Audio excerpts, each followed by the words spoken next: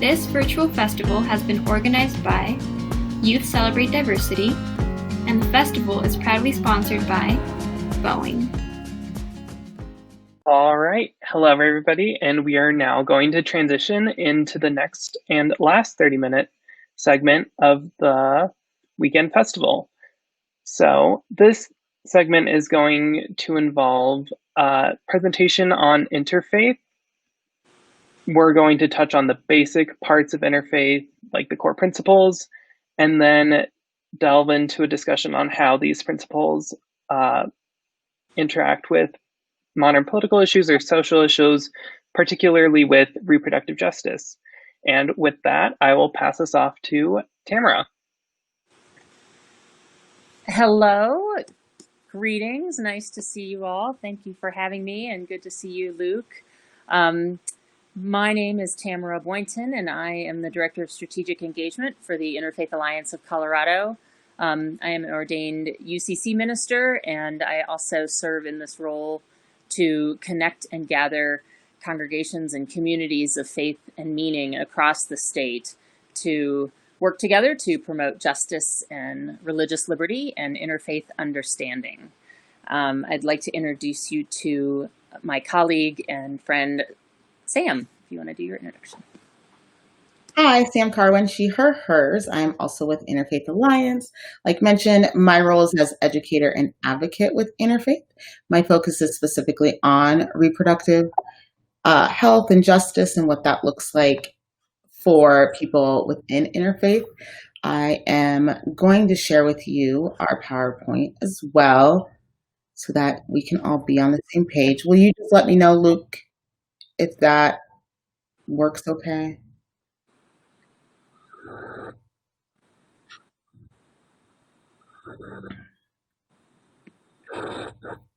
We should be good in a minute once it loads. While it's loading, let me just add to a little more description of Interfaith Alliance. Some of our work is around movement building, and what that means is that we believe that our work is grounded in relationship and out of authentic, respectful, loving and connected and important kind of shared value-based relationships. We gather to educate and advocate and bring forward social change. We believe that our call is to amplify voices of faith and meaning into the public sphere and help people to use those faith-rooted values and those meaning-rooted values to mobilize and make Colorado the state that we want it to be, where we can all thrive. As we're doing our introductions, it would be great if y'all could throw in the chat particular faith traditions that you've heard of, just so we can be mindful as we're talking to make sure we're giving a well-rounded identity and understanding of at least the surface level of different faith traditions. Our mission is to promote justice, religious liberty, and an interfaith understanding while we build relationships to educate, advocate, and catalyze social change. Within my role as educator, I work to reduce stigma and shame through education. And on my advocacy role, I try and engage progressive faith voices so they're heard in that sphere, specifically around reproductive justice is my role. But something that we do across the board at Interfaith is to make sure that we're engaging progressive faith voices in the advocacy work that we do.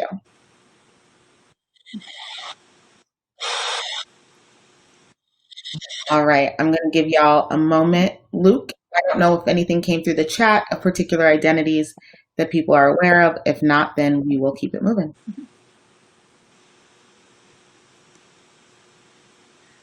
I think I'll continue talking, and then Sam, if you want to interrupt, if you hear that there's something in the chat that I miss, that would be great. So let's see. We want to just share with you a little bit about what makes Interfaith Alliance of Colorado unique, but also what's important about interfaith work. Sometimes interfaith work is gatherings of people across difference in order to find sort of the lowest common denominator, which is to say the one thing that everybody can agree on, which ends up meaning that it's hard for people to come together across difference to really stand with each other. And that's where we feel like our work is different, because interfaith is who we are, but it is not what we do. We don't do interfaith. We actually are interfaith, which means that when people come across religious difference and spiritual tradition difference, we gather together rooted in our own traditions, proudly rooted in our own traditions, and confidently and gratefully rooted in our own traditions. And out of that rooting, we come to shared values, and those shared values then give us the places to advocate for change. So the values that Interfaith Alliance really emphasizes is religious freedom and racial equity and economic justice. And we just acknowledge that those three things are not separate. They are all intersectional and connected to each other, and yet they are the ones that really guide our work. So go ahead, Sam.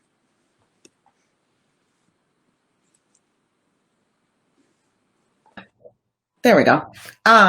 With that, the way that we look at it is within reproductive justice, it's not just one piece, but an intersection of those three ideas. The definition for reproductive justice is the right to bodily autonomy, to have children, to not have children, and to parent their children in safe and sustainable communities. When we look at that, what that means is that the right to have bodily autonomy is that there's no coercion or force in the choices that you're making. When you're deciding if you want to have children or not, you have the decision of not just having that child, but what's the conditions under which you're having that child? What does that birth and delivery look like? When you're deciding not to have a child, it's the choices regarding your access to prevention or ending a pregnancy. And in order to parent in safe and sustainable communities, we're not just talking about like environmentally safe or anything like that. We're also talking about being free from violence, whether that be from an individual or for the government itself. So that's kind of the way that we look at reproductive justice, is it's aligning those three ideas, because all three of them are about the ability to make choice. They're about access and inequities that occur, and all of those also intersect within reproductive justice.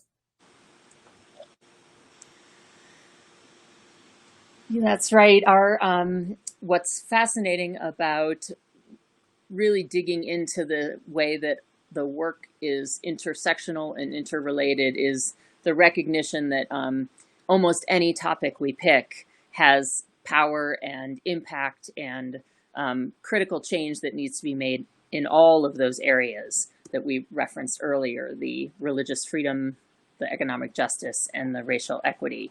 So just so you know a little bit more about our about our work, a lot of our emphasis today is going to be on the reproductive justice sphere, but our work extends into areas of civil and religious liberty. And I am going to talk a little bit more about that in another slide, but the civil liberty aspect has to do with freedom of press and speech and conscience and assembly, which are all ways that we are called, again, to speak into that faith rootedness and our own moral values and the way that those morals drive our dreams for the life that we want to live and the life we want to see our neighbors living. And so religious liberty has to do with the tension between two clauses in the Constitution, which I'm guessing you might have learned about in school, and that's the free exercise clause and the free establishment clause. So like I said, I'll talk about that a little more on another slide. But a couple other areas that we do our work in: human rights and equality, and that plays out for us in our work in housing, affordable housing, and also our work with the unhoused neighbors who are trying to find stability and trying to find care. In the bills that we support, we advocate at the state legislature and have good relationships with folks at the state legislature level to talk about issues that matter, issues around criminal justice reform, issues around payday lending, just any bill that really feels like it's something that needs our voice, needs a faith-rooted voice to be in the space to articulate why these rights are required in order for us to treat each other in this state in humane and equitable ways, we show up in those spaces.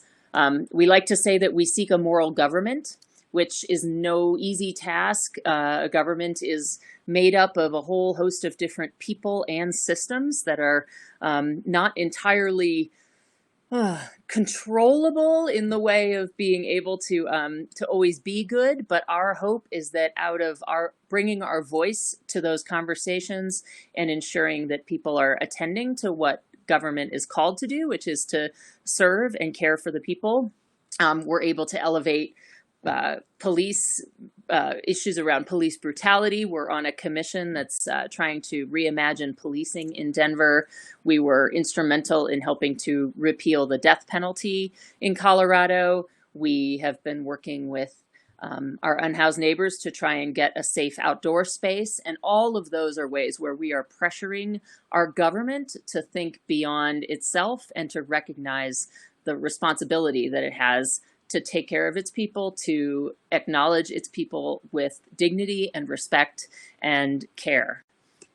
And the last piece I want to just speak about here is this notion of the common good for all people. And for us, what that means is that we seek opportunities for all people to thrive and live the life that they want to live and that they are called to live by their own traditions and by their own understanding of the holy. And all of these sort of encapsulate Interfaith Alliance of Colorado's values, and really ultimately, we believe the values that are also inherent in faith traditions and communities of faith and meaning around the state.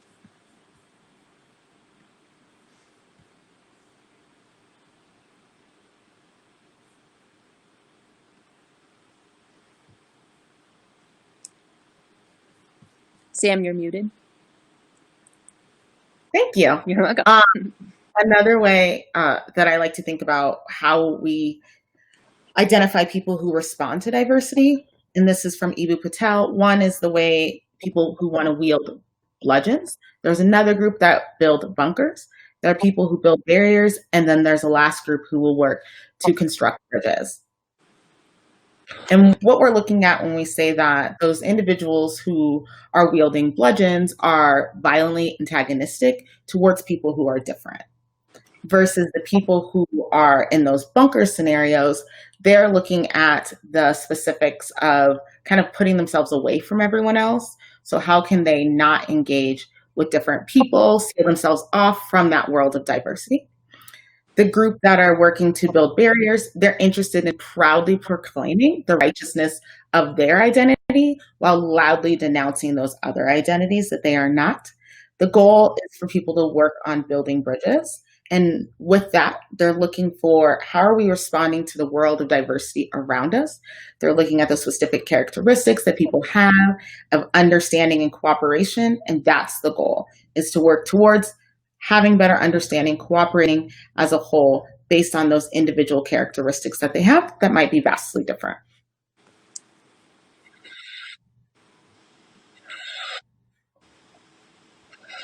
And there we go. With that, another thing that we're looking at, can everyone see that okay? Okay, mine just went a little weird. So when we look at this specifically regarding reproductive justice, what we're hoping that individuals are gaining is what's really going on. I love this quote from one of our storytellers, that the wrong story is being told. There's a lot of misinformation about what people of faith believe and value as far as reproductive health. And from Reverend Amanda, who works with us, our executive director, described it perfectly. The decision to terminate a pregnancy is morally complex, and people of different religious traditions, as well as people within the same tradition, hold varying views on this matter. And it's really an opportunity with us at Interfaith to recognize how different it looks across the spectrum, and therefore how important it is for us to acknowledge everyone within it.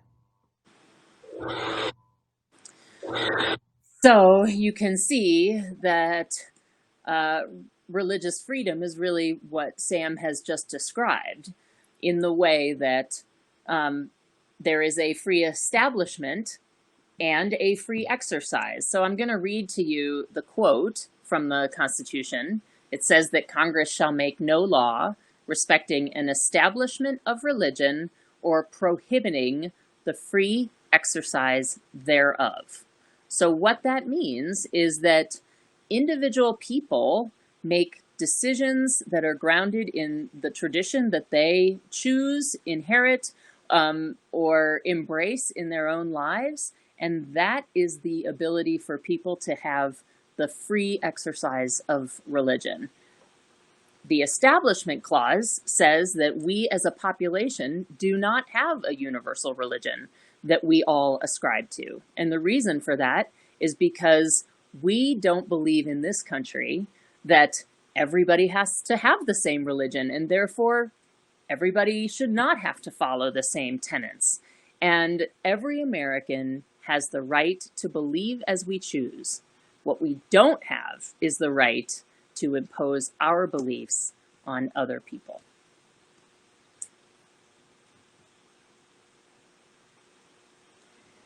So you can see here, there's a bill on the Colorado, a proposition on the Colorado ballot this November, and it's called Proposition 115. And you can see here that most people, well, I guess the quote here says, it has long been the case that some of the most vocal supporters of abortion bans in the United States are religious leaders. And this topic is actually important because of the assumptions that people have about what people of faith think about abortion.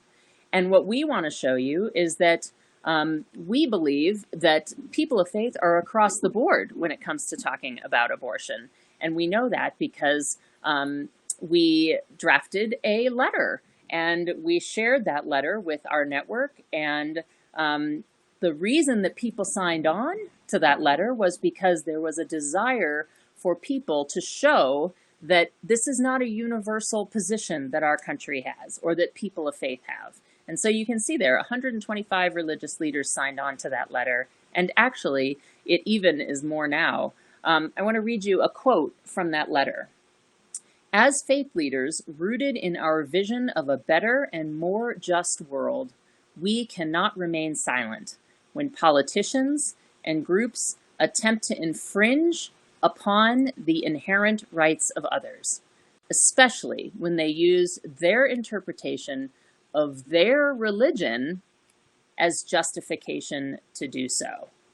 So as you can see, it's an important opportunity for people of faith to express their values publicly by saying, I don't want you to tell me what I can do with my body in this case, but this comes up in a whole host of other ways around discrimination.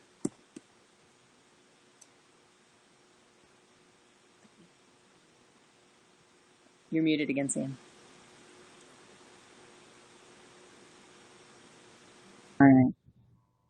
One of the things I think that really speaks to who Interfaith is the ongoing desire to include diverse voices and have them be individuals who are actively engaged in our mission. So we're not reaching out to individuals at the last minute saying, hey, can you jump on this commercial, or hey, can you do this press release? But we've built those relationships across different faith traditions so that they feel comfortable stepping into this space with us and talking about what they believe. So these are a few quotes that were obtained while we've been doing this work around this bill, but really around reproductive justice as a whole. I think it's important to note that these quotes represent those individuals, and some of them also represent the values within their faith tradition. So when we're looking at the one from the top from Catholics for Choice, this is actually the president. And one of the things she focuses on is the values of individuals who identify as Catholic rather than focusing specifically on the doctrine or the leadership. She states, our Catholic faith teaches us that each woman is a person with rights, responsibilities, and a conscience based on her own evaluation of her own circumstances, based on her beliefs. Another person spoke out. Aman said, Islam believes that one of the most important factors in this difficult decision is the lifelong impact of the mother's mind, body, and overall health. Rabbi Joe Black was so kind to share specifically about the experience that he and his wife had. He explained how he and his wife were forced to end the pregnancy of their second child because of a fetal medical diagnosis. Reverend Lee talked about it's not up to him or us to make decisions for someone else. And Reverend Law kind of emphasized that it was about the women have the right because it's their body being used. And so regardless of the different faith traditions that we're looking at, they're coming at it from different ways, even though they're all coming to the same conclusion about the same topic. And that's what doing interfaith work is about. It's about recognizing that some people may come from a values perspective, some people can come from personal experiences, from their faith traditions, and others may come for their desire to uplift what individual people are experiencing. And that's what makes interfaith work the way that it does. One of the things we really want people to look at are who are those individual people, what is the peril or the situation they're engaging in or having struggles with, and the ultimate outcome. I love this quote because I think it really emphasizes what it's about to be an interfaith leader and what it means to do interfaith work. An interfaith leader need not check her identity at the door, but does need to be aware of how her various views and positions might affect her engagement in any particular situation. So at no time are we asking that individuals don't be involved and bring their whole selves into a situation. Rather, we're asking that when they do so, they're recognizing how their perception may be changed or different because of their identities that they hold. In reality, we've been spending so much time in this debate of choice and autonomy and ultimately reproductive justice that we don't take the time to talk about what's underneath it all that's preventing us from realizing that collective liberation, which is our true goal, whether that be patriarchy, our culture, control versus agency, how shame and stigma show up. We have to acknowledge the post-birth inequities, that idea of innocence versus blame, the intersecting factors that people have when they engage in reproductive justice and how that affects them, not in the short term, but also in the long term. But then racism and white supremacy and shame and stigma all play a part into this conversation around what reproductive justice is. And unfortunately, that's not the conversation that we've been able to have. I think I'll let our moderator tell us if we have a minute or two for questions.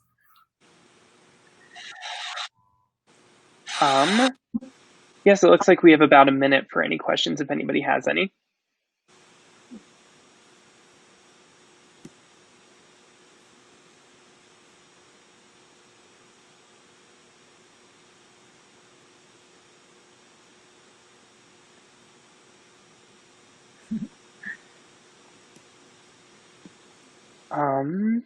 Okay, it looks like we don't have any questions coming through. So thank you, Sam and Tamara, for that presentation, and thank you everybody for watching. Bye. Yes, thank you.